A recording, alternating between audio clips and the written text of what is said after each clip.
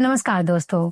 मैं आज आपको एक ऐसे कलाकार से रूबरू कराने जा रही हूँ जिनकी ना सिर्फ आवाज बल्कि चेहरा भी काफी हद तक सुशांत सिंह राजपूत से मिलता जुलता है।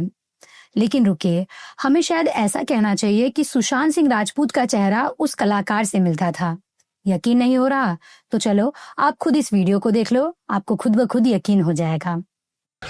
आओ योगी, बड़ी देर कर दी। कब से तुम्हारी राह देख रही थी। पहचाना? आवाज तो पहचान ली है, अब जरा शक्ल भी दिखा दीजिए। डर जाओगे। क्यों? ऐसी क्या बात है? मेरे चेहरे पर चेचक के मोटे मोटे दाग हैं। आंख है कांच की, टेढ़ा है नाक, होंठ है फटे हुए। बोलो, देखोगे? हाँ हाँ। डरोगे तो नहीं? नहीं, कोशिश करूंगा।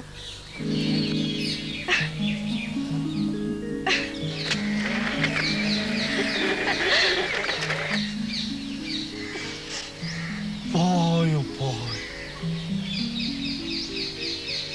इतनी सुंदर, आपने तो मुझे डरा ही दिया। तो देखा, आप भी चौंक गए ना सिर्फ आवाज बल्कि पूरा का पूरा चेहरा भी कहीं ना कहीं एक दूसरे से मिलता जुलता है। अगर आप आंखें भी बंद कर लोगे और इनकी आवाज सुनोगे तब भी शायद आप ये नहीं समझ पाओगे कि ये आवाज सुशांत सिंह राजपूत की नहीं है। दोस्तों, इनका चेहरा देखकर ही आप गूगल करने लगे होंगे, तो जरा रुकिए, क्योंकि आपको गूगल करने की भी कोई जरूरत नहीं है। इनका नाम, इनकी पूरी बायोग्राफी आपको इसी वीडियो में मिलने वाला है। तो फटाफट नारदवाणी टीवी को अभी सब्सक्राइब करो। नमस्कार दोस्तों, मैं हूं आपकी अंकिता और आज मैं मशहूर अभिनेता और दूरदर्शन के सबसे लोकप्रिय शख्सियत मोहन गोखले की कहानी लेकर आई हूं। इन्हें शायद फिल्मों से इतनी पहचान नहीं मिली थी, लेकिन दूरदर्शन पर इनके चाहने वाले दर्शकों की संख्या काफी अच्छी खासी हुआ करती थी। यह पहचान उन्हें मिली मिस्टर योगी सीरियल के कारण। 1988 से 1989 के बीच इस सीरियल का प्रसारण हुआ था और सिर्फ 13 एपिसोड्स के साथ मोहन गोखले को भारी सफलता मिली। इसी सीरियल की एक खास और मजेदार बात भी है। दरअसल इस सीरियल की कहानी 12 राशियों की लड़कियों पर आधारित है और मोहन गोखले ने एक एनआरआई की भूमिका निभाई है जो अमेरिका में एमबीए की जॉब कर रहा है और शादी के लिए इंडिया आया हुआ है। इंडिया में आकर उसकी नजर एक किताब पर पड़ती है जिसमें 12 राशियों की लड़कियों के स्वभाव के बारे में लिखा हुआ है। तो बस इससे मिस्टर योगी प्रभावित हो जाते हैं और आने वाले 12 एपिसोड्स में एक एक राशि की लड़की से हुई उनकी मुलाकातों की कहानी देखने को मिलती है।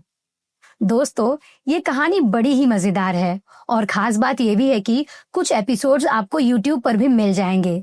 इस सीरियल की कहानी सुनकर आपको बॉलीवुड की फिल्म व्हाट्स योर राशि पक्का याद आ गई होगी।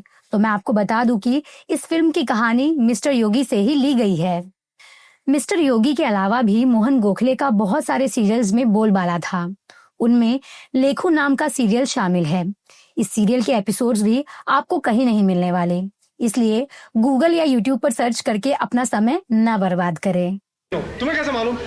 ये पिक्चर बहुत गर्म है सर, ठंडे दिमाग से देखिए। ओके। चलो, फिल्म का टाइम हो गया। Of course. Well, thank you.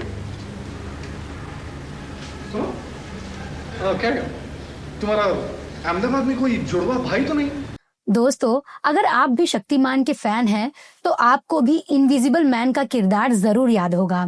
उस किरदार को भी हमारे मोहन गोखले ने ही निभाया था। इसके अलावा यात्रा, भारत एक खोज, अल्प विराम, युगांतर, मिट्टी के रंग, श्वेतांबर जैसे यादगार टीवी सीरियल्स में भी मोहन गोखले दिख चुके हैं।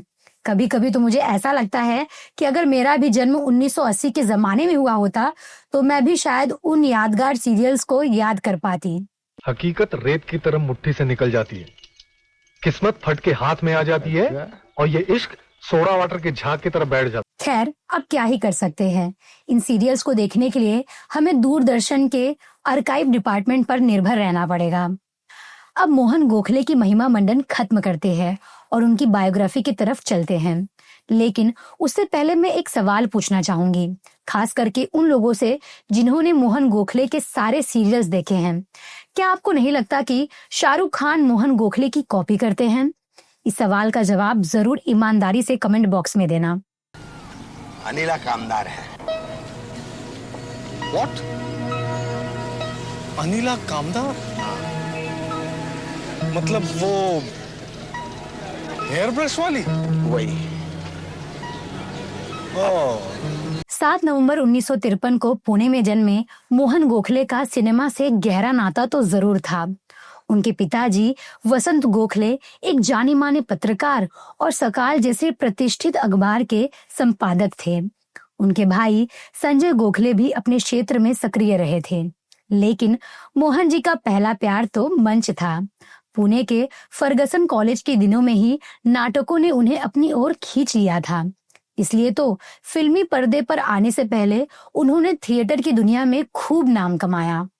इसी थिएटर की दुनिया में उन्होंने एक कारनामा करके दिखाया।